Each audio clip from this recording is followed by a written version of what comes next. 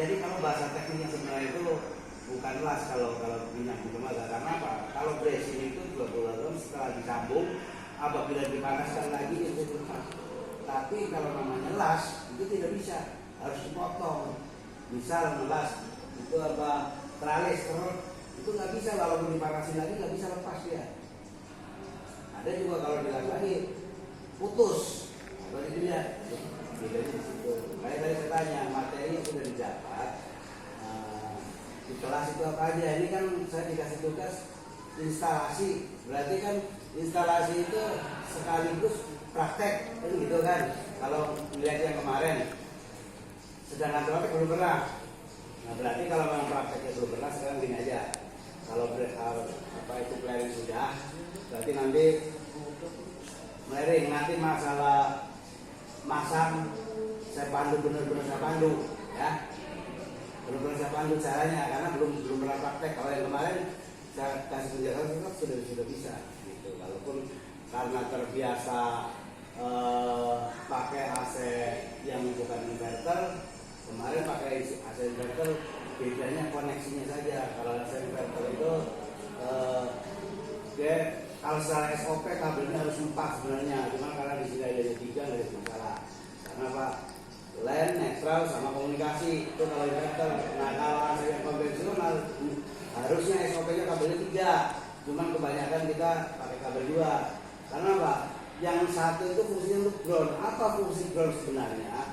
Fungsi grounding itu membuang arus lebih, kan gitu kan. Satu gitu. Kedua, apabila terjadi short atau arus pendek, MCB pasti turun asalkan groundingnya bagus. Tapi kalau groundingnya tidak memenuhi syarat, terjadi arus pendek.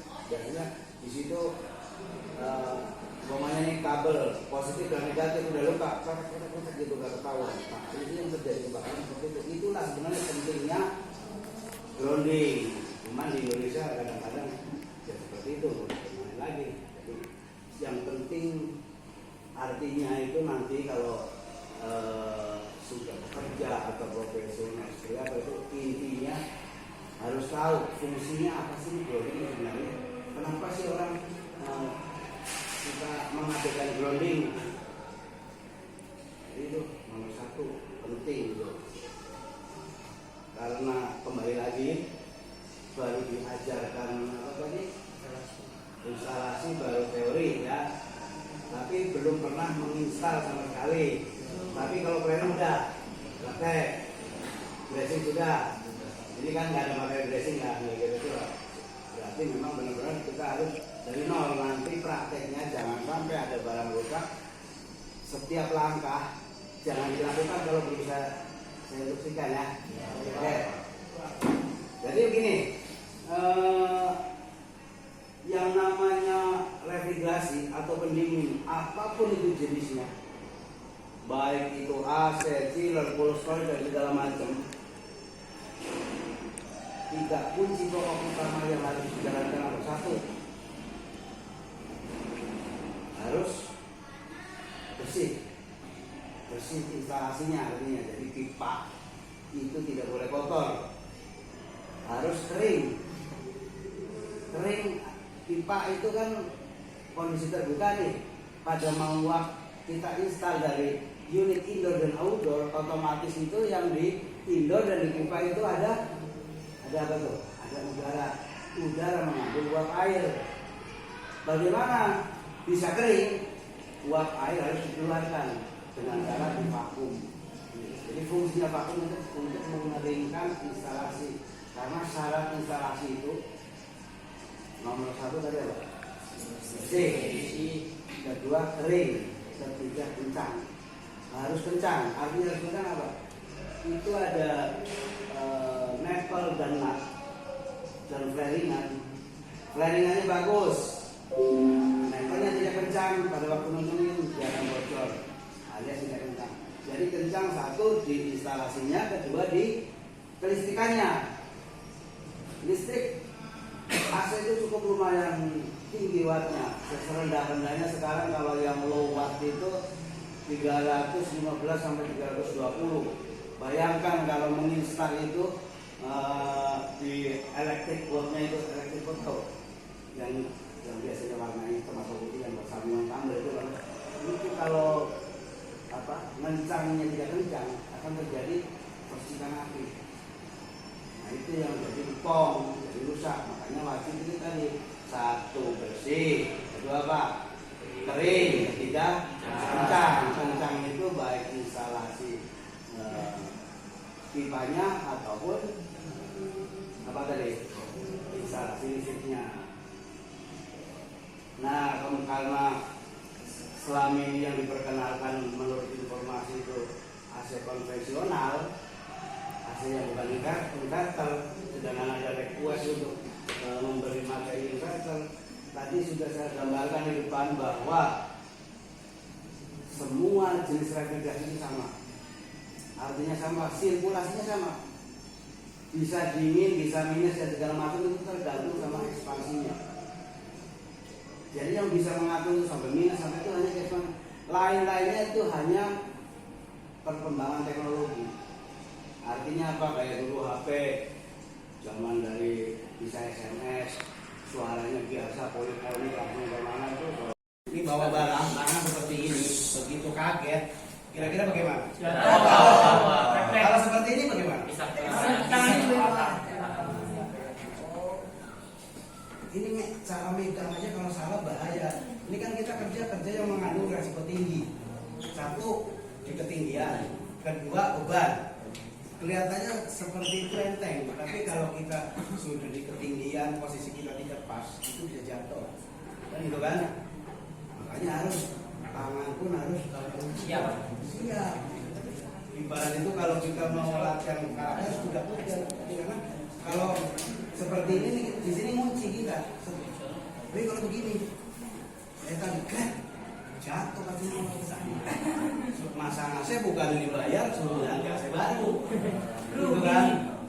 Terus sebelum bolongin tadi kan saya kasih tahu, kalau kondisi AC sudah geletak, tidak ada buku, tidak ada panduan, yang harus diukur itu dari support bracket nih, ini kan kelihatan nih, ini kebetulan kelihatan kalau di dalam itu. Sini diukur, sampai sini berapa nih? Lurusan ini tengah-tengah ini nih, tengah-tengah pipa yang mau ditekuk nih.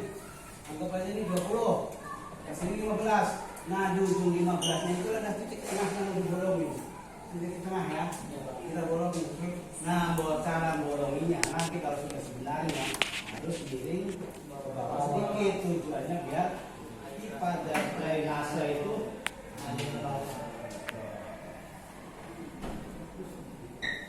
terus cara ini lurusin ini kalau ini kita salah ini apa?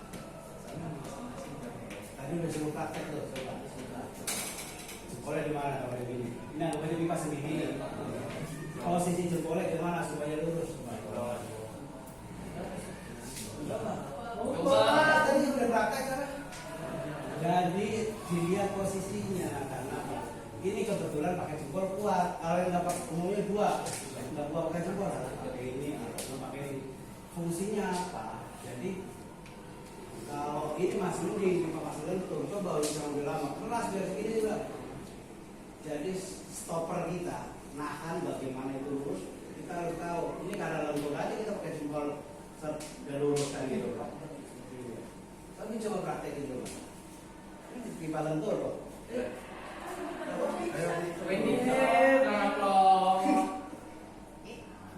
Itu masih terlalu kasar. Jadi bukan hanya ngerayu cewek aja yang halus. Pipa saja harus halus caranya tuh. Karena ini sangat menentukan ya. Kalau ininya tidak lurus, misalnya pas-pasan kamu masukin, ini nyangkut ke sini, ini bisa keluar nggak? Nggak bakal bisa keluar. Tadi mau nyopotinnya aja tadi posisi kayak begini bisa ditarik nggak? Nggak bisa karena yang penting itu kalau seorang instalasi ngomong instalasi jangan lupa tangan. Tadi bolak-balik saya lihat masih di sini aja di samping. Nggak bisa. Kalau kaget jatuh pasti ada. Terus beban diperhatikan karena ini ada perempuan. Kalau perempuan itu maksimal beban kalau K3 itu berapa tuh? Kalau di ketinggian berapa maksimal? Kalau laki-laki kan 30 tuh. Perempuan berapa? 20. Ya kalau lebih dari segitu tidak boleh perempuan. SOP-nya begitu secara K3. Jadi harus laki-laki apapun dibantu begitu kan. Kalau laki-laki kan sampai 30. Outdoor ini berarti berapa nih? Umumnya 30. Silakan buka sendiri. Secara SOP seperti itu. Jadi K3 ini harus diperhatikan karena apa? Nah itu kita kerja dalam situasi yang banyak bahaya resikonya, resiko tinggi kita kesetrum bisa. Makanya saya bilang nanti kalau sudah di lapangan dibiasakan punya tes pen yang bagus.